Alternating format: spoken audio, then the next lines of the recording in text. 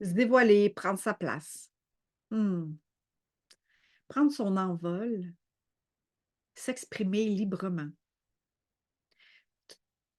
Tout ça peut réveiller des peurs, des limitations, des inconforts, mais même dans son corps physique.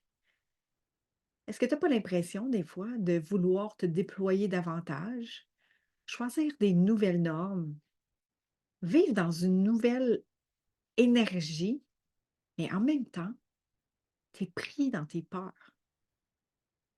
Il y a des peurs qui arrivent comme quoi que tu ne sais pas. Des doutes, des inquiétudes, des insécurités. Est-ce que tu as le droit? Est-ce que tu es légitime? Mais tout ça a un impact dans ta vie personnelle, professionnelle, entrepreneuriale.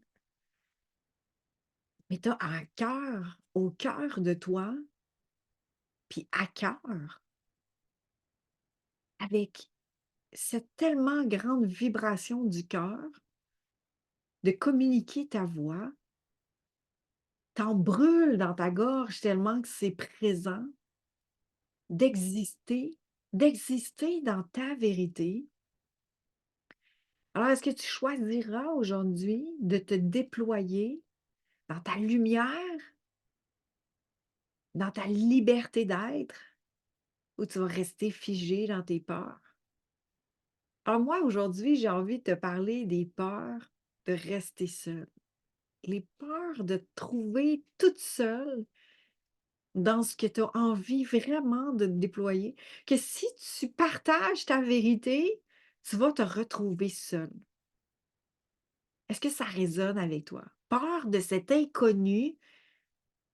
Peur de te retrouver seul. Peur même de mourir ou de quitter cet espace de la vie comme quoi que c'est possible, mais c'est viscéral en toi. Fait qu'il y a comme une polarité, un combat entre: «J'ai envie de prendre ma place, mais j'ai peur que je sois toute seule, j'ai peur que les gens me rejettent, j'ai peur d'être abandonnée», puis en même temps, il y a la critique, le jugement de qui tourne entre tes 2 oreilles sur le fait de: «Oui, mais j'ai peur. Est-ce que j'ai le droit? Est-ce que je peux? Est-ce que c'est possible?»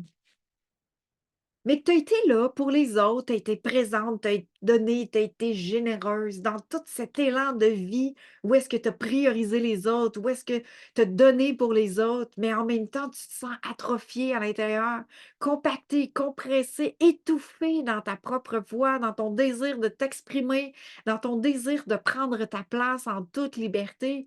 Et là, il y a des paroles qui viennent dans ta tête en te disant: «Ben oui, mais on m'a répété souvent que c'était pas fluide, que ça se bousculait, que c'était trop long, que l'émotion était trop présente. Mais en même temps, il y a quelque chose de puissant à l'intérieur de toi, d'une profondeur, mais tu as envie d'aller en profondeur, de savoir intérieurement, de parler de tes tripes, de parler de viscéralement d'une conviction pure. Puis de l'autre côté, il y a des paroles qui te disent, qui te ramènent: «Oui, mais ça a pas de sens, c'est trop long. C'est-tu réel? On comprend pas, tu es incomprise». Et c'est ça tourne en boucle entre toutes ces polarités. Tu as l'impression d'exploser par en dedans, puis qu'il y a comme juste des fissures qui viennent comme toutes laisser être toute ta puissance, puis là, ça semble être tout décousu, d'être vraiment dans une dispersement. Et là, tu as l'impression justement de te disperser dans tes actions, dans ton désir, et tu aimerais tellement réaliser ta voie entrepreneuriale, ta voie de liberté d'être, d'avoir des relations saines, authentiques, mais en même temps, il y a tout ce combat de: «Oui, mais je sais pas comment». Ce combat de peur, de limitation, de blocage, de schéma et d'une condition écrasante de ta propre puissance, parce qu'elle a été incomprise, parce qu'on t'a peut-être reflété comme quoi que c'était trop intense, c'était trop profond.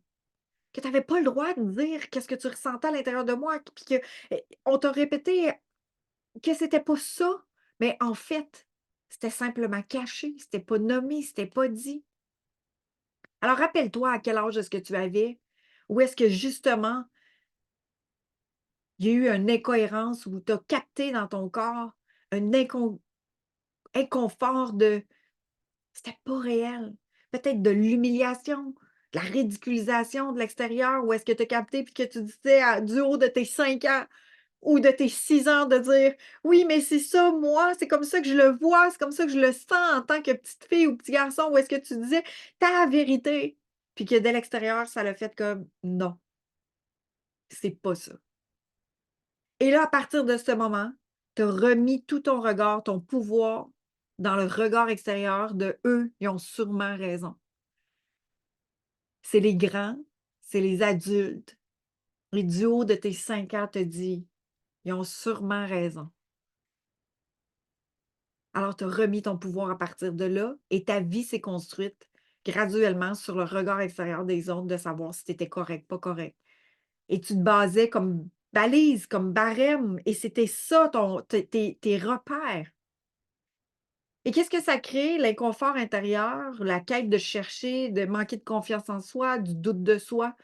Et là, c'est dur de se faire confiance à partir de là, ou est-ce que quand on t'a nommé quelque chose qui était dans ta vérité, on t'a reflété le fait que c'était pas réel, que c'était pas ça, que c'était pas juste et que tu devais pas aller dans cette voie-là, mais qu'intérieurement, c'était tellement présent. Alors, comment est-ce que tu peux aujourd'hui comprendre ta propre réalité, tes propres ressentis, tes propres émotions, ton propre savoir? Quand tu as basé l'ensemble de ta vie sur ta référence de tes balises à l'extérieur de toi. Alors, tu as à cœur de développer ton entreprise, d'avoir des relations saines, authentiques, de t'aimer vraiment là. Tu te le répètes, mais il y a quelque chose qui bloque et qui limite la possibilité où est-ce que ça soit réellement en cohérence, réellement dans une synchronicité de conviction pure. Mais c'est de déprogrammer tout ça, de déconstruire toutes ces croyances-là, de revenir à ton savoir en confiance. Est-ce que c'est possible? Tellement. Est-ce que ça se fait? Oui, pas à pas. Alors, la première piste de réflexion que je t'amène aujourd'hui, c'est justement, où est-ce que tu as remis ton pouvoir à l'extérieur de toi? Ton pouvoir de décider, ton pouvoir de création, ton pouvoir de ressentir, d'être juste et aligné en rapport à ton ressenti. Parce que le sentiment d'avoir peur d'être seul, c'est qu'il y a une partie de toi qui est toute seule, qui est en train de se débattre dans sa vérité, puis qu'il manque la connexion avec toi-même.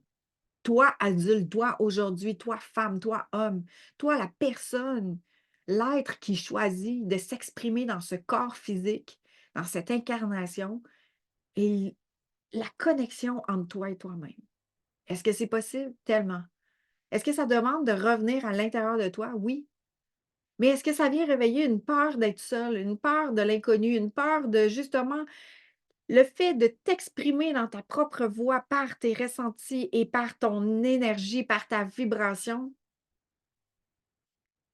Il y a une peur qui apparaît? Tout à fait. Et si tu touches à cette peur-là, c'est qu'elle est plus dans l'inconscient, elle est maintenant en conscience et elle demande d'être regardée. Et toi, tu es la gardienne. Toi, tu es ton propre guide. Alors, tu es la gardienne de cet espace, tu es le gardien de cet espace pour pouvoir soutenir et transformer l'insécurité en sécurité. Alors, belle découverte de toi à travers ce chemin. À très bientôt.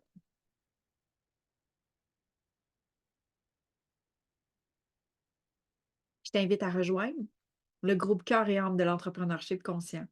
Où est-ce que, pour moi, c'est un art de vivre l'entrepreneuriat et c'est un chemin dans la globalité de l'être. Et c'est d'incarner, en fait, tout ce que tu transmets aux autres et de te l'approprier à toi-même. Parce que souvent, on va être les super bons pour partager aux autres. Ce qui est juste, qu'est-ce qu'on sait, mais est-ce que tu l'appliques réellement à toi-même? Un pas de plus, un cran de plus et un peu plus en profondeur. Et plus tu vas incarner justement ce que tu nommes aux autres, plus tu vas incarner ta propre médecine, plus tu vas incarner ce qui est juste et bon pour toi, plus l'impact va être grand. Alors contribuons à la vie des autres dans notre environnement en incarnant encore plus l'amour pour soi.